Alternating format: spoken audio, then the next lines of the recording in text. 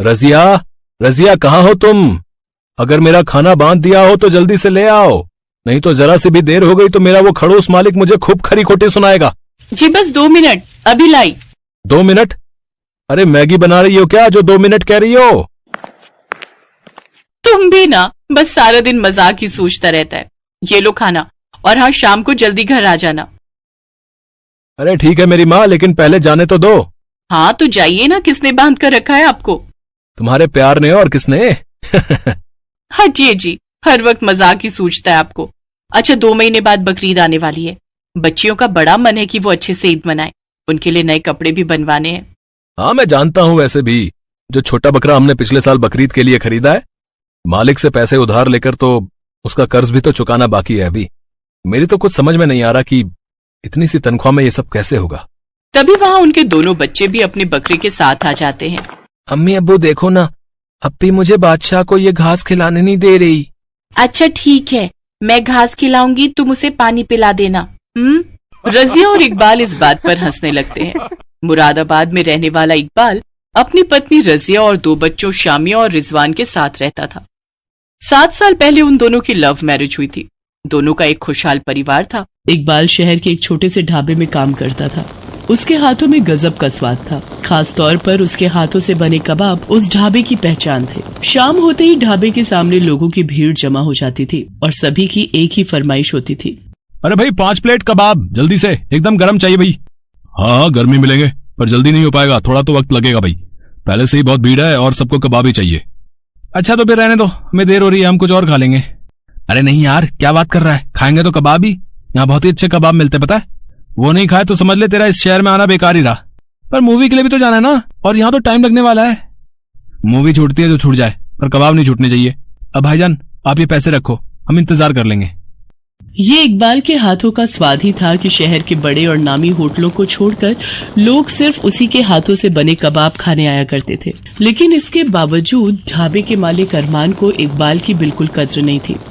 इकबाल, इतना वक्त क्यों लग रहा है तुझे? है बाहर लोगों के खड़े होने तक की जगह नहीं है। बस अभी लाया। वो भाईजान ये सिगड़ी थोड़ी टूट गई है, जिसकी वजह से काफी आंच बाहर आ रही है। तो हाँ तो तू चला रहा है क्या? फालतू के बहाने मत बना और फटाफट कबाब बना कर ला। ये सिगड़ी अभी खूब चलेगी, मुझे ये बिल्कुल ठीक दिख रही है। अरमान हमेशा से इकबाल से ऐसे ही बात किया करता था।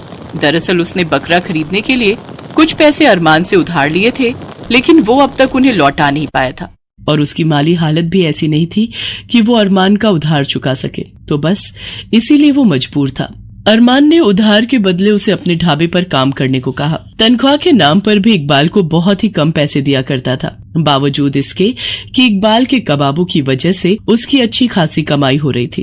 अरे क्या हुआ भाई, पूरी रात खड़ा रखोगे क्या? है कहाँ है कबाब? आप रुकिए जनाब, मैं बस अभी देख कर आया। गुस्से से तिलमिलाया अरमान एक बार फिर ढाबे के पीछे बनी रसोई में इकबाल को हड़काने पहुंचा, लेकिन रसोई का नजारा देखकर उसके होश ही उड़ गए। इकबाल जमीन पर बेहोश पड़ा था।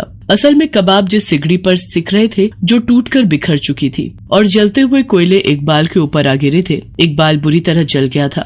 ये क्या कर दिया कमबख्तों, काम का वक्त है और इसी वक्त तुम्हें ये सब करना था। भाईजान इकबाल भाई बेहोश है, ये बुरी तरह जल गए हैं। हाँ दिख रहा है मुझे। उफ, अब इसका इलाज भी मुझे ही करवाना होगा। क्या मुसीबत है। अरमान ने इकबाल को पास के ही सरकारी अस्पताल में भर्ती करवा दिया, लेकिन वो इतनी बुरी तरह से जल चुका था कि उसे बचाया नहीं जा सका और उसकी मौत हो गई। इकबाल के इस तरह चले जाने से रजिया की पूरी दुनिया ही उजड़ गई, लेकिन वो हिम्मत नहीं हार सकती थी, क्योंकि अब भी वो अकेली नहीं थी। अल्लाह पर भरोसा रख रजिया, वो सबका निगहबान है। और तू एक काम क्यों नहीं करती? तू अलीगढ़ चली जा, यहाँ बच्चों के साथ अकेली कैसे रहेगी तू? नहीं बाजी, निकाह के बाद मायका बस कभी कभी जाने के लिए ही होता है, और अम्मी अब्बू पर बोझ बनकर मैं कब तक जी सकूंगी? अपने बच्चों की खातिर अब मुझे खुद ही कुछ करना होगा। बिल्कुल सही कहा तुमने बहन। तुम्हें किसी पर बोझ बनने की जरूरत नहीं है, जब तक तुम्हारा ये भाई जिंदा है। आप यहाँ? अस्सलाम वालेकुम। वालेकुम अस्सलाम। बहन, इकबाल के साथ जो हादसा हुआ उसका मुझे बहुत अफसोस है, लेकिन मैं ये भी जानता हूँ कि फिलहाल मुझे क्या करना चाहिए। तुम फिक्र मत करो, तुम्हें काम चाहिए ना, तो मैं दूंगा तुम्हें काम। अब से तुम मेरे ढाबे के लिए कबाब बनाओगी। लेकिन मुझे तो कबाब बनाने आते ही नहीं, उन्हें तो हमेशा यही बनाते थे। मैं तो बस मसाले वगैरह तैयार करने में इनकी मदद कर दिया करती थी बस। मत भूलो, कि अल्लाह ने औरतों के हाथों को खास नेमत से नवाजा है, और तुम तो इकबाल की बीवी हो। मुझे भरोसा है कोशिश करोगी तो जरूर इकबाल से भी बेहतर कबाब बना सकोगी। रजिया अरमान की फितरत से अच्छी तरह वाकिफ थी, साथ ही ये भी जानती थी कि फिलहाल इकबाल के ना होने से अरमान का ढाबा बंद होने की कगार पर पहुंच गया था। यही वजह थी कि अरमान इतना रहमदिल हो रहा था। लेकिन सच ये भी था कि फिलहाल रजिया को भी काम की सख्त जरूरत थी। उसने अरमान की बात मान ली और उसके ढाबे पर काम करने लगी। अत्थु, ये एकदम बकवास है। इसमें तो बिल्कुल खुशबू ही नहीं है और स्वाद भी बिल्कुल बेकार है। माफ करना भाईजान, वो मैं अभी कोशिश कर रही हूँ। देखो रजिया, ये कोशिश से काम नहीं चलेगा। मुझे बिल्कुल वैसे कबाब चाहिए जैसे इकबाल बनाता था, और वो भी कल तक, समझी? वरना अपने लिए कहीं और काम ढूंढ लेना तुम। ये मेरा ढाबा है, कोई खैरात खाना नहीं है जो मुफ्त की तनख्वाह बांटता रहूं। अरमान की रहमदिली का मुखौटा उतरने लगा था, क्योंकि रजिया कई कोशिशों के बाद भी कबाब में वो स्वाद नहीं ला पा रही थी जिसके सब दीवाने थे। इकबाल ने 1-2 बार घर पर उसके सामने कबाब बनाए थे, इसलिए वो तरीका तो जानती थी, लेकिन ना जाने क्यों कहीं कुछ तो कमी थी। अम्मी, ये मसाले इन्हें बाहर धूप में रख दो क्या? अब्बू हर बार ऐसा ही करने को कहते थे ना। अरे हाँ, वो ऐसा ही करते थे और कहते भी थे कि मसालों को धूप दिखाने से स्वाद और खुशबू दोनों आते हैं। रजिया की परेशानी का हल बस इतना सा ही था। उसने कबाब में डाले जाने वाले सभी मसालों को अच्छे से धूप में सुखाया और फिर कबाब बनाए। इस बार सब बढ़िया रहा और आखिरकार रजिया ने इकबाल जैसे कबाब बना ही लिए। अरमान का ढाबा एक बार फिर चल निकला। कुछ ही दिनों में पहले की तरह भीड़ जमा होने लगी, लेकिन फिर भी अब सब कुछ पहले जैसा नहीं था। भाईजान, रसोई बहुत छोटी है, एक खिड़की भी नहीं है जहाँ से धुआं निकल सके, और ये सिगड़ी भी थोड़ी बड़ी होनी चाहिए ताकि कम वक्त में ज्यादा कबाब बन सके। और हाँ, एक बात और, मुझे लगता है कि मेरे काम और मेरी मेहनत के हिसाब से मेरी तनख्वाह भी बहुत कम है। क्या? 1 मिनट, तेरा दिमाग तो ठीक है रजिया? हैं? तुझे पता भी है तो किसके सामने इतना मुंह चला रही है? लगता है इकबाल ने कभी तुझे मेरे मिजाज के बारे में नहीं बताया। देख, मेरी बात सुन, जो है जैसा है सब कुछ वैसा ही रहेगा। तुझे काम करना है तो कर, वरना मैं कहीं और काम देख लूं। वैसे मुझे भी अब यही सही लगता है। आप मेरा हिसाब कर दीजिए और अपने लिए कोई नया खानसामा भी ढूंढ लीजिए। तेरी इतनी हिम्मत, भूल गई मैंने तुझ पर तरस खाकर तुझे काम दिया और तू मेरा काम छोड़ने की बात कर रही है? मत भूल कि तेरे खानदान पर कर्जा है मेरा, और इसीलिए तुझे भी इकबाल की तरह मेरे यहाँ पर काम करते रहना होगा, और वो भी मेरी शर्तों पर, समझी? नहीं, अब समझना मुझे नहीं बल्कि तुम्हें होगा। मेरे शौहर बहुत सीधे आदमी थे और इसीलिए तुम हमेशा उनका फायदा उठाते रहे, और मुझे यहाँ आकर ही पता चला कि असल में तुम ही उनकी मौत के जिम्मेदार हो। तुमने वो टूटी सिगड़ी सही वक्त पर बदलवा दी होती तो मेरे शौहर आज जिंदा होते। तो बात ये है कि तुम्हारा कर्जा तो गया भाड़ में। अगर सीधी तरह से मेरे बकाये पैसे मुझे नहीं दिए तो मैं यहाँ से सीधे पुलिस के पास जाऊंगी, समझे? रजिया के तेवर भी अलग थे और हालात भी। असल में उसने पहले से ही सब सोच रखा था। इकबाल ने हमेशा खुद को अरमान के एहसानों तले दबाए रखा, लेकिन रजिया वो अब आजाद थी। उसे बहुत कुछ करना था, कबाब के उसी स्वाद के दम पर जिन्हें अब उनकी असली पहचान मिलने वाली थी। अब रजिया का काम बहुत अच्छा चलता था। उसने दिन दुगनी रात चौगुनी तैयारी शुरू कर दी। कुछ दिनों बाद बकरीद का दिन आ गया। रजिया ने अपने दोनों बच्चों को नए कपड़े और तोहफे दिए। साथ ही इकबाल को याद करते हुए बकरे की कुर्बानी उन्होंने दी। फिर खुशी खुशी उन्होंने ईद मनाई। ब्रह्मपुर नामक गांव में एक पाखंडी बाबा का आश्रम होता है।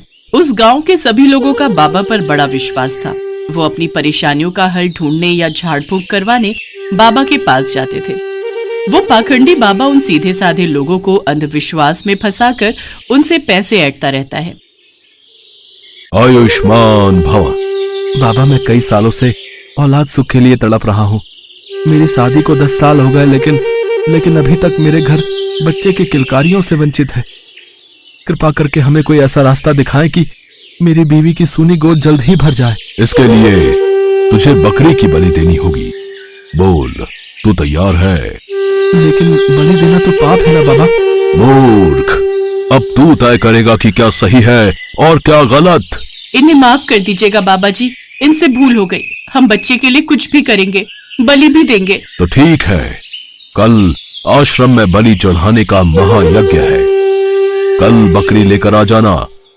कल ही हम उसकी बलि देंगे और तुम्हें सारे कष्टों से छुटकारा मिल जाएगा। सुनो शिष्य, कल के महायज्ञ में बलि चढ़ाने के लिए एक बकरी का इंतजाम किया जाए। जो आ गया बाबा जी, हम अभी जाकर बकरी का इंतजाम करते हैं। लेकिन अगर आप बुरा न माने तो मैं क्या आपसे कुछ पूछ सकता हूँ बाबा जी? पूछो वत्स, क्या पूछना है? अपनी मनोकामना पूर्ण करने के लिए बकरी की बलि देने वाली बात मुझे कुछ समझ नहीं आई। क्या किसी की बलि देना जरूरी है? बलि देने से भगवान प्रसन्न होते हैं और हमारी सारी मनोकामना पूर्ण होती है। माफ करना बाबा जी, लेकिन आपकी इस बात से मैं सहमत नहीं हूँ। समस्त सृष्टि के जन्मदाता और मृत्युदाता तो ईश्वर हैं। फिर अबोध प्राणी की बलि लेकर आखिर वो कैसे प्रसन्न हो सकते हैं? और किसी की जान लेना तो पाप ही होता है ना बाबा जी, और किसी की जान लेकर कोई भी कामना पूर्ण नहीं होती। खामोश, तुम दोनों ये क्या अनाप शनाप बक रहे हो? मेरे आश्रम में तुम दोनों को मेरे जैसा महात्मा बनना है या नहीं? बनना है बाबा जी, बनना है। तो फिर जो मैं कहूं उसका पालन करो। अब जाओ और बलि के लिए बकरी लेकर आओ। जी बाबा जी, जैसी आपकी आज्ञा। इसके बाद वो दोनों बलि के लिए बकरी खरीदने निकल पड़ते हैं। रास्ते में चलते चलते वो दोनों शिष्य आपस में बात करते हैं। रामू, बलि देने के लिए बकरी का इंतजाम करके हम दोनों कहीं किसी पाप के भागीदारी तो नहीं बनने जा रहे? श्यामू, मुझे भी यही लग रहा है। अपनी मनोकामना पूर्ण करने के लिए किसी निर्जीव की बलि देना ठीक बात नहीं है। तुम बिल्कुल ठीक कह रहे हो रामू, लेकिन हम कर भी क्या सकते हैं? बाबा जी से सिद्धि प्राप्त करने के लिए हमें अपना मुंह बंद रखना होगा। हाँ, और वो जो कहें उनकी बात को मानना होगा। कुछ ही देर बाद वो दोनों शिष्य बात करते हुए देनदार के घर पहुंच जाते हैं। उस घर के बाहर कुछ बकरियां बंधी हुई होती हैं। उन दोनों शिष्यों को आता देख काली और गोरी बकरी आपस में बात करने लगती हैं। देखो झुमरी, वहां देख, हमें खरीदने कौन आ रहा है? हमें नहीं, सिर्फ मुझे। ये साधु मुझे खरीदने आ रहे हैं क्योंकि मैं तुझसे ज्यादा सुंदर भी हूँ और तंदुरुस्त भी। वो सब तो ठीक है, लेकिन ये दोनों साधु तुम्हें खरीद के करेंगे क्या? वो मुझे अपने आश्रम में ले जाकर मेरी खूब सेवा पानी करेंगे। हर रोज मुझे ताजा ताजा हरा हरा चारा खिलाएंगे, मेरे साथ खेलेंगे, मेरा ध्यान रखेंगे और फिर मैं भी इन्हें ढेर सारा ताजा ताजा दूध दूंगी। अरे वाह, फिर तो बड़ी ही किस्मत वाली बकरी होगी वो, जिसे ये साधु बाबा अपने साथ ले जाएंगे। हाँ, और वो खुशकिस्मत बकरी मैं ही हूँ। देख लेना तुम, वो मुझे ही अपने साथ लेकर जाएंगे। हाँ।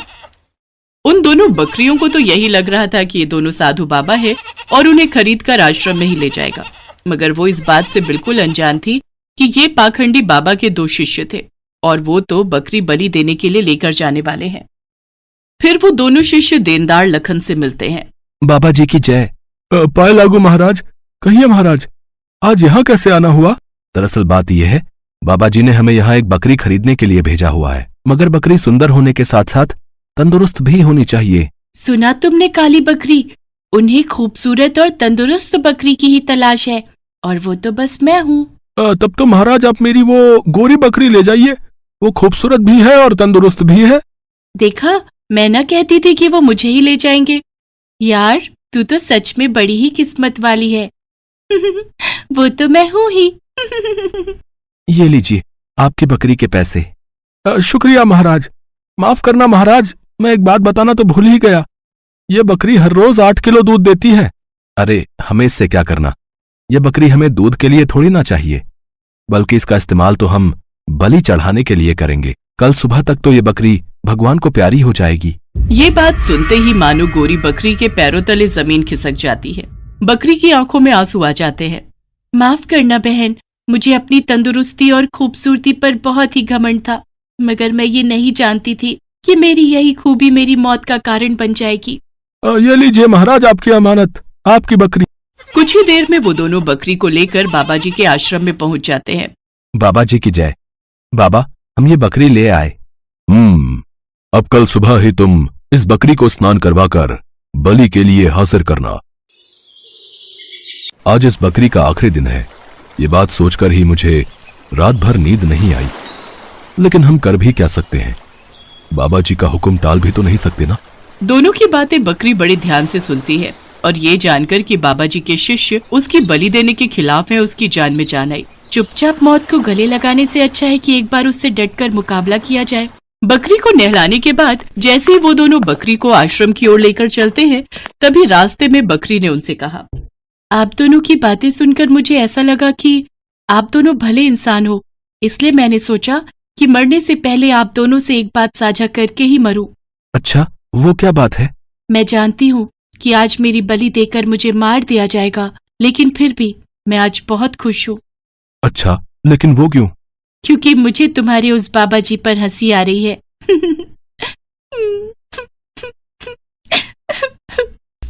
बकरी को पहले हंसता और फिर रोते हुए देखकर दोनों को आश्चर्य हुआ। तभी पहले शिष्य ने बकरी से पूछा, सुनो बकरी, आज तुम्हें मार दिया जाएगा, ये जानते हुए भी तुम पहले हंसने लगी और फिर अचानक ही तुम रोने लगी। ये बात हमें कुछ समझ नहीं आई। बताओ तो, तुमने आखिर ऐसा क्यों किया? ये एक राज की बात है और मेरी मौत के बाद तुम्हें इस बात का पता चल जाएगा।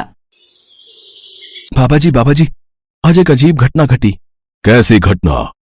ये बकरी आज आप पर जोर जोर से पहले तो हंसने लगी, इसकी इतनी जुर्रत, ये मुझ पर हंसी, फिर जोर जोर से रोने लगी। रोने लगी?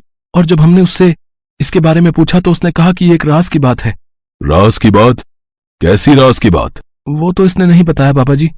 ए बकरी, जल्दी से बता, वो कौन सी राज की बात है?